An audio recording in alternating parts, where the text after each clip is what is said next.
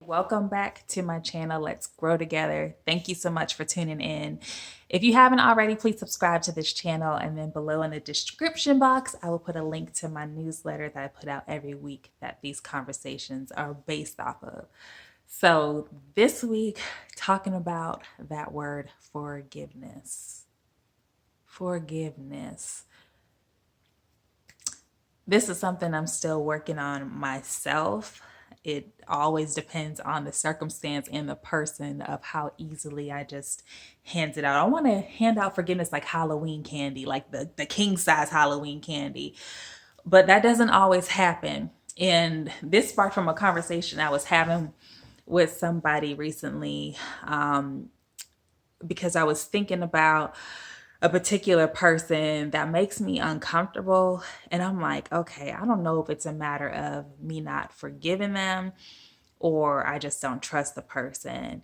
And, I always believe that you have to follow whatever's stirring up inside of your gut and go with your first mind.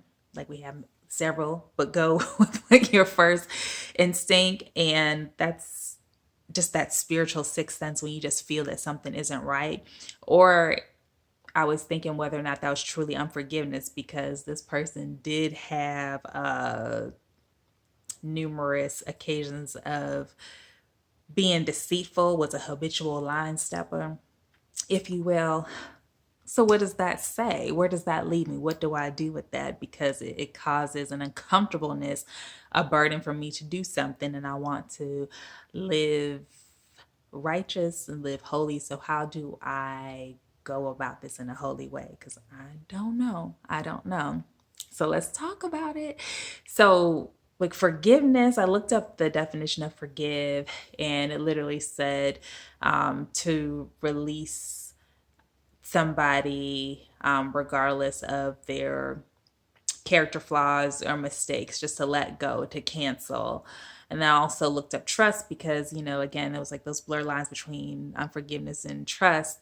And trust is to just have full faith in somebody or something, just like without any type of apprehension. And I'm kind of summarizing that. I didn't look at it, but in essence, that's what it said. And so, unforgiveness, I realize if you are constantly rehearsing what happened in your head, that tells you that there's unforgiveness. What also tells you that there's unforgiveness if you are rehearsing, okay, when I see this person, this is what I'm going to say, this is how I'm going to act. You're holding on to something. That's unforgiveness. Or if you just are looking at how you would do something differently, just these constant replaying of the situation or anticipation of what you're going to do next, that means you're holding on to something. So you truly had unforgiveness. And more so look at the situation that you need to forgive, more so than the person, because people, we're flawed. And if that person is a person that's going to be in your life for a long time, whether that's a coworker or a family member, you have to understand that they have some areas to grow in as you do. So the opportunity for offense is going to be bountiful. So you probably will get offended again. So once you got over what happened in the summer of 82, what's going to happen when they offend you in August of 2019? You're going to hold on to it for another, I don't know how many years. You can't do that. Forgiveness is so important because it just creates a clog in our heart and affects other areas. We might be fearful or tense and have unnecessary stress and anxiety about something because we're holding on to this unforgiveness and we feel like we're possibly getting back at this person or showing this person that they're not worthy of our attention or time, when really it's just making you bitter and eating you up from the inside and out. Forgiveness, I know you've probably heard this before, but I'll say it again, it's not for the other person, it's for you. I remember in my church one time the pastor said unforgiveness is like you drinking poison expecting the other person to die. If you drink poison, you gonna die, not the other person. So I don't want anybody to die. I want us to live life and life abundantly.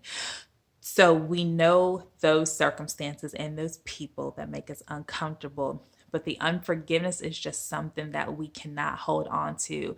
Let me tell y'all, I mean, unforgiveness, I even heard that's what cancer is rooted in.